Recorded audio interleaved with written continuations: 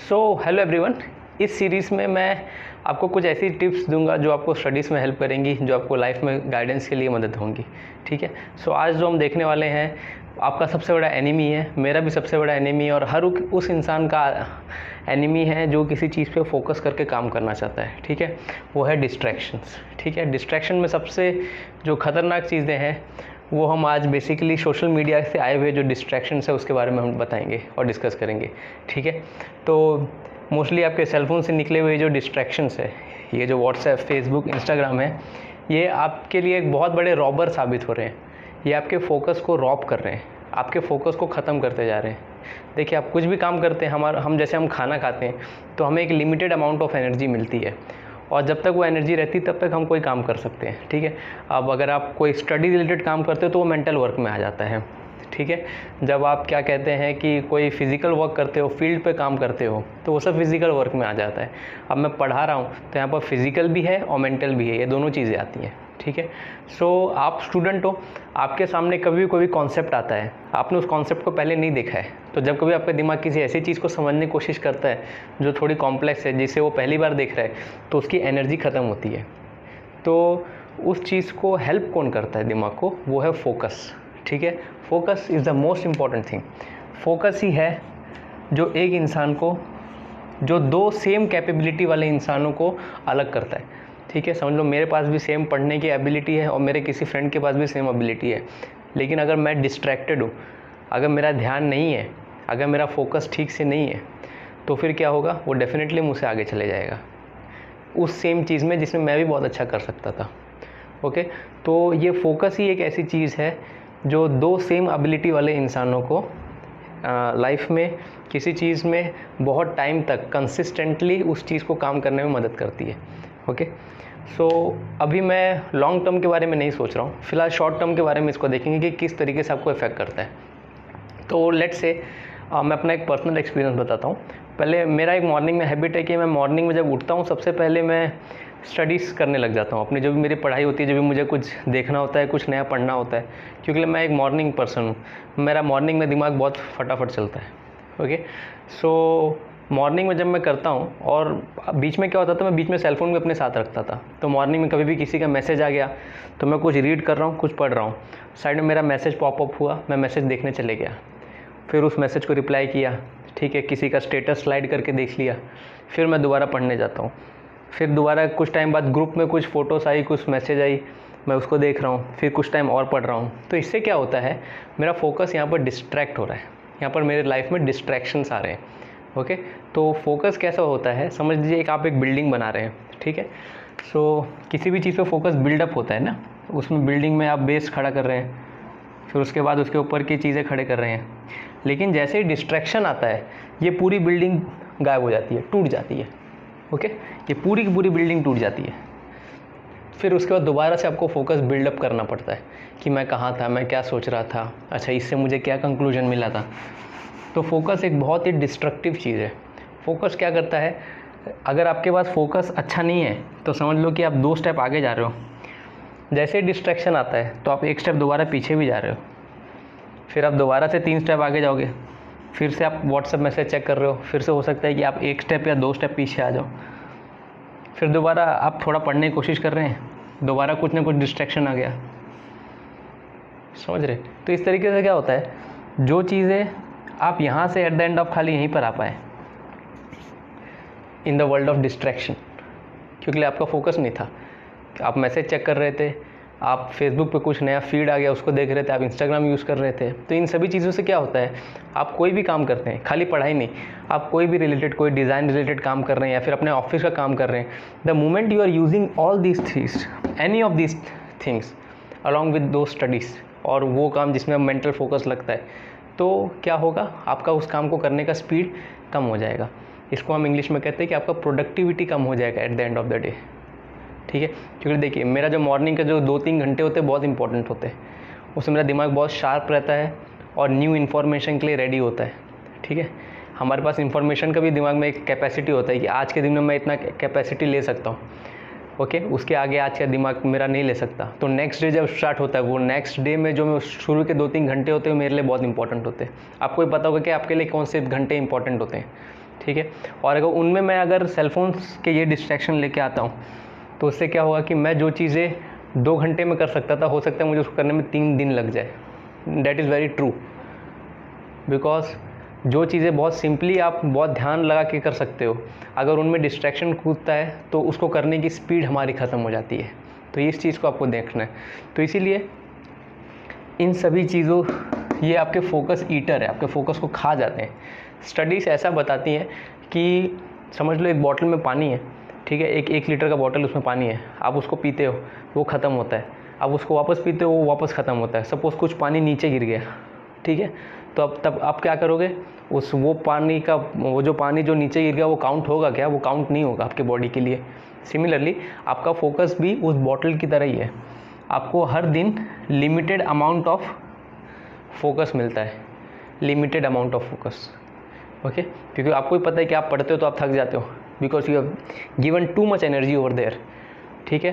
तो अगर आप इन डिस्ट्रैक्शन से दूर रह के अपनी पढ़ाई करते हो तो आपके पास जितने भी फोकस के लिक्विड था आपका, आपने पूरा का पूरा अपने काम पे इस्तेमाल किया, and that is the best thing. But the moment आप साथ में इन सेलफोन्स को भी यूज़ कर रहे हो, इन डिस्ट्रैक्शन को भी यूज़ कर रहे हो, तब क्या होता है, कुछ चीज़ें आपके काम में जा रही हैं और कुछ चीज़ें इनमें जा रही हैं। आपको अगर एक्सपेरिमेंट करना है, आप आराम से देखिए, आप कभी भी अगर 1-2 घंटे अपने सेलफोन पे हैं, तब क्या होता है, तब आप एनर्जेटिक फील करते हैं कि एकदम थका हुआ फील करते हैं, आपका थोड़ा थोड़ा सर दुख रहा होगा, आप थोड़े थोड़े स्लीपी फील करते होंगे। Why? Because these things are energy drainers, ये आपकी एनर्जी को ख़त्म कर देते हैं, ओके।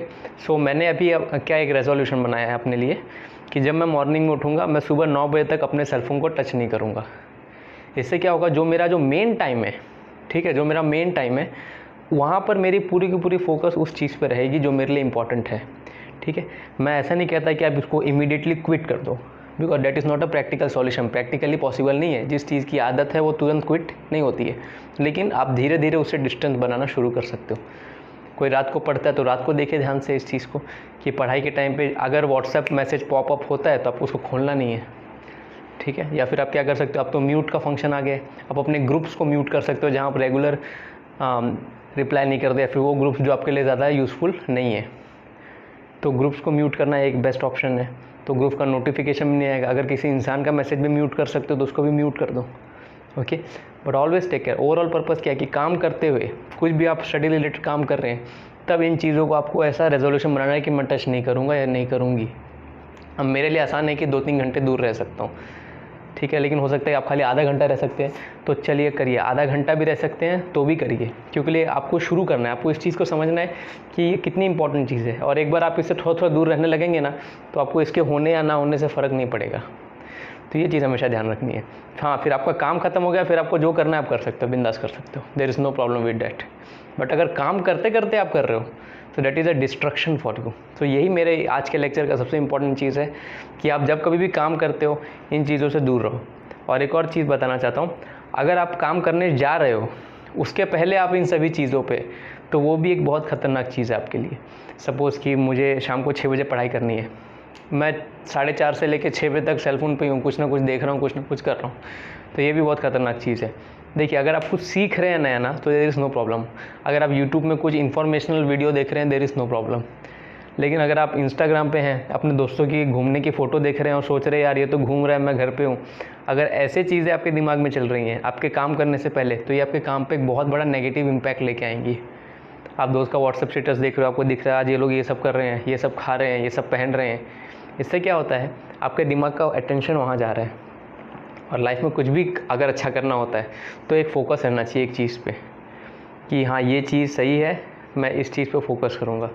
और जब जब आपका डिस्ट्रैक्शन वहाँ जाएगा तो आप अपने लिए ही आपका रास्ता डिफ़िकल्ट करते जाएंगे। फोकस कैसा है मैं आपको बताता हूँ।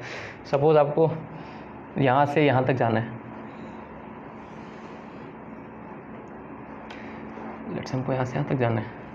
एक फ़ोकस वाला इंसान जो रहेगा वो सीधा चले जाएगा, लेकिन जिसके पास फोकस नहीं रहेगा वो थोड़ा जाएगा, थोड़ा यहाँ, फिर थोड़ा जाके थोड़ा यहाँ पर, थोड़ा यहाँ पर, थोड़ा यहाँ पर, ठीक है। तो जिस चीज़ को मैं हो सकता है कि आधे घंटे में ख़त्म कर दूँ, वो चीज़ भी मेरी 2 घंटे तक ख़त्म हो रही है। अब ये एक्सपेरिमेंट करके देखो कि अगर आप आपके जो आपका मेन टाइम होता है, जब आप किसी चीज़ पर पढ़ाई करते हो या फिर कुछ भी रिसर्च करते हो, उस टाइम पे आप खाली अगर आधे से 1 घंटे के लिए भी अगर आप सेलफोन को गुड बाय कह दो, ठीक है, एक जगह रख दो, तब क्या होगा, तब आप देखना कि आप कितना रिफ्रेशिंग फील करोगे even after studying something that is complex.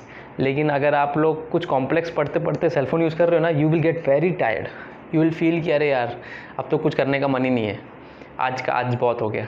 ठीक है, सो ऑलवेज टेक केयर कि आप इन डिस्ट्रैक्शन से दूर रहें। ठीक है, मैं ये नहीं कहता कि कोई इसको पूरी तरीके से निकाल सकता है, नहीं, लेकिन जब काम कर रहे हो या फिर काम करने जा रहे हो उसके पहले इन सभी चीज़ों को नहीं करना है। हाँ, एक बार काम ख़त्म कर लो उसके बाद इन पे जा रहे हो तो definitely there is no problem with that, at least in the starting, at least you are trying to do something that will build momentum for you. Okay, so इस चीज़ को आपको हमेशा ध्यान रखना है। सो जैसे मैं आपको मेरा पर्सनल एग्जांपल बताता हूँ, मेरा स्केड्यूल कैसा है, मैं पूरा दिन काम नहीं करता। मैं सुबह के टाइम कुछ काम करता हूँ, कुछ टाइम आफ्टरनून में, कुछ काम इवनिंग में करता हूँ। ठीक है, मेरा ऐसा नहीं है कि मैं दिन में 6-7 घंटे लगातार काम करता हूँ। सो मेरा ऐसा है कि अगर मैं काम करने जा रहा हूँ so I will always take care कि मैं आधे घंटे पहले या 1 घंटे पहले तक सेलफोन से दूर हूँ।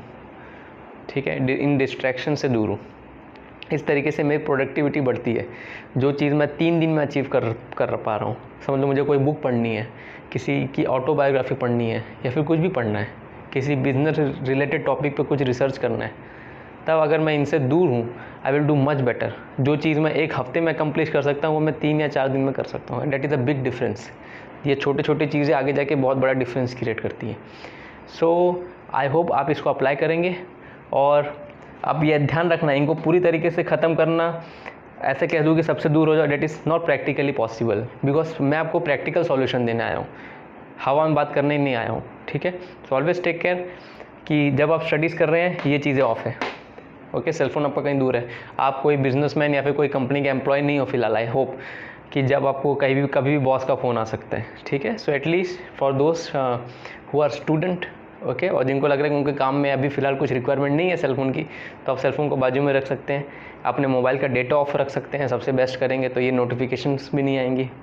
ओके, सो आप खुद स्टेप लीजिए। ठीक है, छोटे स्टेप लीजिए और इस बात की गहराई को समझिए कि किस तरीके से ये लोग आपको परेशान किए जा रहे हैं। ओके, और इस चीज़ को करके देखिए, एक बार करके देखिए, आधे घंटे के लिए करके देखिए, 1 घंटे के लिए करके देखिए, और आपको मालूम पड़ेगा कि यार मैं तो इस चीज़ को बहुत आसानी से कर लेता हूँ, लेकिन इनके वजह से क्या हो रहा है कि मेरी स्पीड कम हो रही है।